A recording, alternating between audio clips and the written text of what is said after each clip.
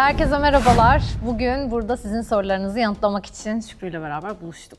Evet. Ben Cemre Gümeli, Fatma karakterini canlandırıyorum. Ben de Şükrü Özyıldız, Evrenos karakterini canlandırıyorum. Slash Şu an Flavius, için. slash Akçora falan. The. The. Evet, başlayalım mı? Geri gelsek Akçora'ya ne eğleniriz aslında. Evet, başlayalım. Evet, sen başlayacaksın. Hadi bakalım, başlıyoruz. Neyse aç filmi. Fatvius Instagram demiş ki, savaş sahnelerini daha çok seviyorsunuz, birlikte olduğunuz sahneleri mi? Sen açtığın için sen başla. Yani şimdi ben genel olarak savaş sekanslarını seviyorum. Ama bence beraber olduğumuz savaş... Bence iyi bir cevap. Beraber olduğumuz savaş sekanslarını daha çok seviyorum. Stratejik ve politik cevaplarda Cemre Gümeli gibi olun arkadaşlar. Sen? Toy'da böyle şey oluyor. Ya savaş biraz daha Hareketli. eğlenceli, hareketli. Evet, Evet. hareketli. Daha böyle coşkulu hissediyoruz o gün kendimizi. O aksiyonun verdiği hareketlilikten asla anlatamadım. Ben seni anladım. Asla anlatamadım. Şöyle oluyor ya, hemen onu sahnede Evet. kuruyorlar, orada Evet. Bir de hani burada... her şey o an orada gerçekleşiyor. Mesela burası Toy çektiğimiz yer genelde. Hani burada girdiğimiz zaman çok uzun süre burada kalıyoruz. Genelde daha böyle pasif sahneler oluyor ama Evet, diğerinde daha eğlenceli, daha aksiyonlu, dış çekim. Hele bir de at varsa. Evet. Bir de havalar da şimdi güzelleşti. Şu an tam en güzel zamanları. Evet. Hem Platon'un hem ata binmek için hem aksiyon için. Evet, kesinlikle. Yani sert bir kış geçirdik şu an. Tam böyle Evet. güzel zamanlar. Buyurun, Sıra bende. buyurun bakalım. Boş sol attım. Geliyor. Hava soğuduğunda Evrenos yeniden Flavius kürkünü giyer mi? O kürk çok iyiydi. Şu şey değil mi büyük? Snowman Instagram. Bilmiyorum, bence giyer mi? Hava soğumayacak Allah'tan bundan sonra. Gaza geldi. Ama Flavius'un kostümünü ben de çok seviyordum. Yani genel olarak Flavius zaten hani 13. yüzyılın hani moda abidesi gibi geziyordu. Ve galiba en çok kostüm versiyonu olan bendim sette. Sen yazık yavrum, bütün seti tek Aynen. Savaşçı kostümle kostümü. geçirdin. Abamla birlikte. Ben senin şeyini seviyordum. Flavius Zırh, evet. zırhını. O hakikaten çok iyi duruyor. Evet, bir de bana sor. Biraz tabii Bir de bana sorun o zırh yani gerçek bir zırh. Yani onunla gerçekten savaşa girersin ve hiçbir şey olmaz. Zaten arkadaşlar o zırhı giydiğimde kılıçları alıp gerçekten bana biraz böyle vuruyorlardı. Onlar da deşarj oluyorlardı. Ben de tamam öyle bir servis sunuyordum etraftaki insanlara. Kısa sorun cevabına gelecek olursak. Flavius kürkünü giyer mi? Bilmiyorum yani. Bozdağ ne derse o şu an. bence giymez ya, o Flavius'un kürkü artık o. Flavius Ama bir ait. kürk giyeriz belki ya. Giyersin ama ya kürkün Evrenos'un duruşu kendi güzel. kürkü Ben yok. onu seviyorum. Evet, güzel duruyor. Evet. Bizde kürk yok. Hadi bakalım. Partner olacağınızı öğrendiğinizde birbiriniz hakkındaki ilk izleniminiz ne oldu? Hadi bakalım.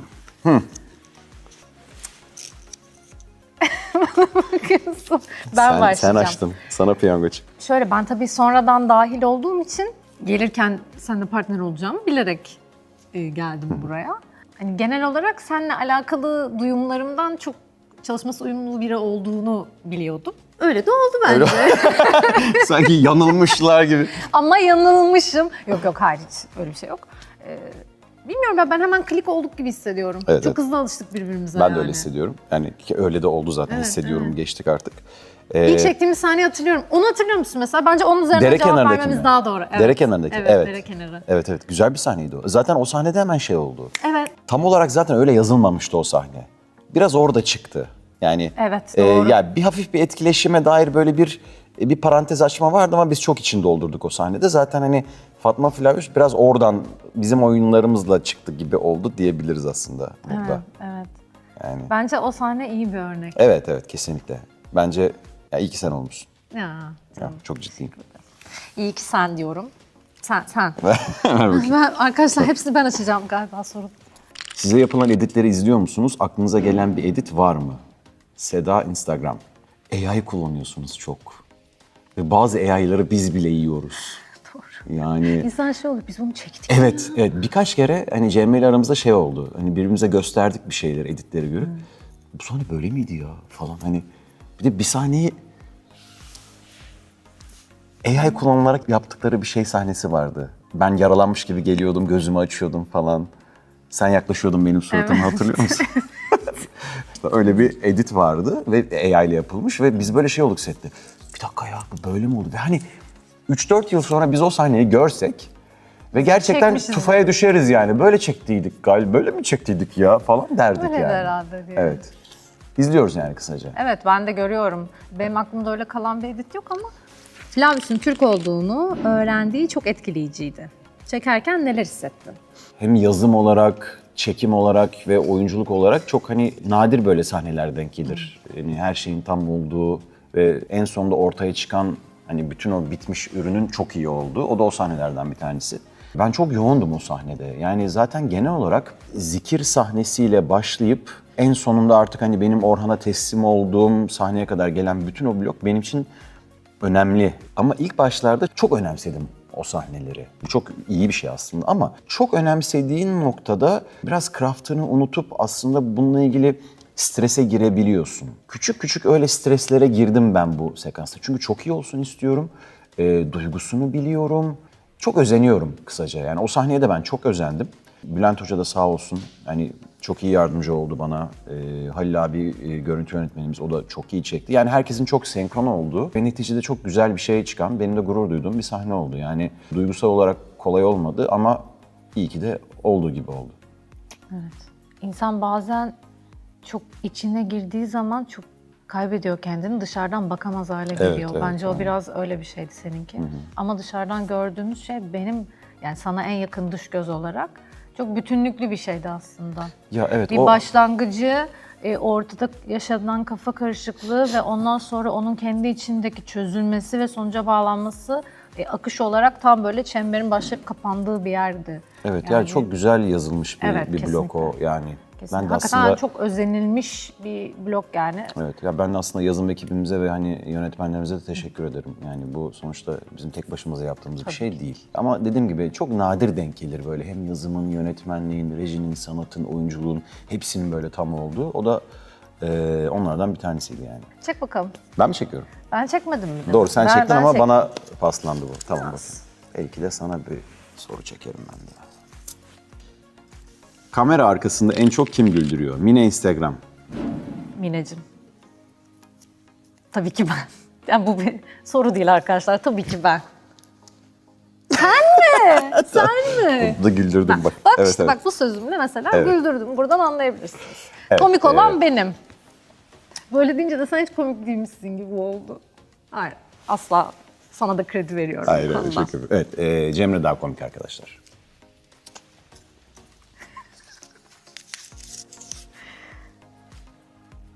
Yersen. Geçtim bir sonraki soruya. Evet. Ay bu zor bir soru ama ya. Orhan Instagram demiş ki doğaçlama yaptığınız sahnelerden aklınıza gelen var mı? Şimdi dönüp bütün sezonu böyle bir düşünmek gerek.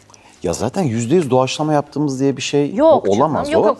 Aralara sokuşturuyoruz aslında Evet, ya. Yani bir şeyler eklemek gibi oluyor daha çok o yani. Ya aslında mesela baktığın zaman o ilk tanışmamız bile hani ya tam doğaçlama diyemeyiz Değil. ama hani orada biz acaba şuraya şöyle bir yerden mi yapsak, böyle mi bir yerden yapsan deyip aslında bize tanınan alanı biraz doldurduğumuz bir şey oldu mesela. Evet. Akşora'da ben biraz tabii şımardığım noktalar vardı. Oralar biraz doğaçlama olabilir. Biraz da ipin ucu kaçıyor. Evet. Kaçtığı yerler vardı yani. Ama iyi anlamda. Evet, evet, evet. Aynen. Yok evet öyle %100 sıfırdan doğaçlama zaten öyle bir şey yani olmuyor. Senin şeyler vardı. Şimdi normalde Fatma biraz böyle hani sert mizaçlı, biraz inatçı bir karakter ya. Senin o inadının ve mizacının kırıldığı birkaç yer vardı. Küçük küçük flört ettikleri Küçük küçük tatlı yerler. Evet, evet. Mesela kuş sekansında vardı öyle bir yer. Benim bir kumaşı açtığım yerde vardı hatırladığım. Evet doğru doğru. Normal- O sahneyi de çok seviyorum ben ya. Evet, evet. Normalde Okumayı çünkü sahnesi hakikaten orada seviyorum. senin için hani çok kırılır gibi yazmıyor ama sen biraz öyle bir yerden oynamıştın. Doğru ya tabii bazen şey oluyor. Okuduğunuz şeyde böyle parantezleri, virgülleri görüyorsunuz ve onları oynamak istiyorsunuz. Oraya bir şey katmak istiyorsunuz dediği de öyle bir şey. Evet, benim mesela- aslında öyle bir şey yazmıyordu orada. Senin kınada Tepki verdim yani. senin kınada ben geliyorum veda ediyorum ya sana. Mesela orada da aslında öyle oyunlar yaktı. Oraları biz doldurmuştuk. Hani sessiz benim bir eyvallahım vardı sana. O çok güzeldi. Evet. Atın üstündeki Aha, diyorsun değil mi? aynen, Evet, aynen. normalde evet öyle bir şey yoktu. Ya aslında daha ufak böyle şeyler ama Evet, çok tatlı şeyler ama dolduruyor yani evet hikayeyi. sahneyi bütünlüğü katan şeyler oluyor Evet. bence. Ben çektim. Sen mi çektin? Evet. Bu soru da sana gibi ama ben okuyorum. Fatma Hatun'un Evrenos Bey'de en sevdiği özellik nedir? Aleyna sormuş. Fatma Hatun bakalım. olarak düşünelim bakalım. Sözün arkasında durması olabilir ya. Şimdi geriye bütün sezon düşününce sözün arkasında duruyor olması öyle ya da böyle. Net bir şekilde bunu söyleyebilirim. Peki. Sence değil mi? Sözün arkasında durmuyor mu Evrenos? Duruyor canım. Duruyor. Soru tamamen sana sorulmuş bir soru. Bence öyle. Aç bakalım. Devam ediyoruz. Sahne dışında karakteriniz gibi davrandığınız oluyor mu hiç? Ben söyleyebilir miyim? Söyle. Şimdi ben Türk tarafa geçtikten sonra tabii ki hani bir aksan ayarlanması oldu. Ben normal zamanlarda da biraz öyle konuştuğum oluyor. Deyü falan. Deyü. Deyü. En sevdiği laf Şükrü'nün deyü. Deyü. Senaryoda öyle yazıyor çünkü mesela. Sen ne deyü buradasın falan gibi. Hani ben arada deyüyü çok kullanıyorum, evet. Ya benim Başka? şey olabilir. Şimdi aklıma geldi. Ben böyle genelde benim ne hissettiğimi suratıma bakınca hani hemen suratımdadır, saklayamam yani. Tabii. Anlaşılır. Biraz o konuda bence Fatma'ya benziyorum ya da Benim an gelip ne oldu? yani ya Fatma'ya ben benziyorum ya ben onu Fatma'ya kattım bilmiyorum. Ama ortak noktamız olarak evet. Çok gizleyemem yani hemen suratımdan anlarsın. En fazla aklınızda kalan sahne nedir? Serra X. Kara kış olarak zorlandığımız bir sahne var ama sahne özelinde değildi o. O yüzden onu geçiyorum. En fazla aklımda kalan sahne. Geçiş bloğunu söyleyebilirim Evet. Müslümanlığa. Sen öldün mü ölmedin mi? Öldüğünü zannettiğimiz sahne, o sekans. Senin o çok iyiydi. Ben orada gözlerim benim kapalı aklıma bir şekilde tabii ki yatıyorum ama hani senin oyunlarını duyuyordum ben. Ve hani çok şey geliyordu kulağıma, iyi geliyordu ve Ya. gözlerim kapalıyken böyle çok hafif böyle bir gözlerim kapalı halde bir yaşarması gibi küçük bir etkiye sebep Teşekkür oldun. ederim. Evet, güzeldi Teşekkür oyun. ederim. Evet, o blok, Evet. onu söyleyebilirim ben de. Ben de sıra galiba. Hadi bakalım. Ha bu zaten direkt banaymış soru. Ceyda demiş ki Fatma Hatun için Evrenos mu, Flavius mu, Akçoğra mı? Akçore'de de biraz eğlenelim be. Baktığımız zaman tabii ki ilk vurulduğu kişi Akçoğra olduğuna göre aslında Akçoğra demem gerekiyor. Ama Evrenos'ta da bir şeylik var. Hepsinin sentezi. Hepsini sen... Yo ya sanki Evrenos bana olgunlaşmış hali gibi geliyor Flavius'la Akçoğra'nın. Daha böyle sanki bir olgunluk gelmiş gibi üstüne. Öyle geliyor. Şimdi bak, Akçore'yken rol yapıyor zaten. Flavius'ken bir şeyleri gizliyor. Artık Evrenos'ken hiçbir şey gizlememesine gerek yok. Olduğu gibi. Evet, ondan. Lütfen. Yani tabii ki tercih edecek olursak Evrenos halini deriz ama ilk vurulduğu hali Akçoğra olduğu için Akçoğra hepsi aynı kişi arkadaşlar bu Hepsi arada. benim bebeğim. Hepsi aynı insan. Evet. Bakalım. Son soruyu açıyorum. Aa, bitti bile. Buyurun. Oo, bomba. Hazır mısın? Evet. Cemre ve Şükrü olarak Fatma ve Flavius'a aşık olur muydunuz? Nazan X bombayı patlattı. Evet. Ben söyleyebilirim. İki karakter için de ayrı ayrı düşünüyorum kişi bazında. Evet. Bence Fatma zor bir karakter. Çok zor. Çok zor bir karakter yani. Onu söylemem lazım. Bilmiyorum, evet. Fatma'nınki biraz fazla naz, aşık usandırır Sen dur kıvamı bir dakika. var yani. Sen şimdi Cemre olarak Flavius'a aşık olur musun? Soru galiba bu. Evet ama ben ikisini de düşünerek söylüyorum yani insan Tamam, peki. bazında. Tamam. Yani Fatma'yı o kenara ben Cemre olarak değil de bunu Tamam. direkt karakter olarak bakıyorum.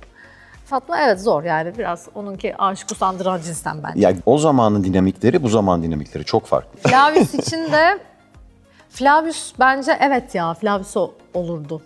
Flavius olunurdu ya. Olunurdu evet.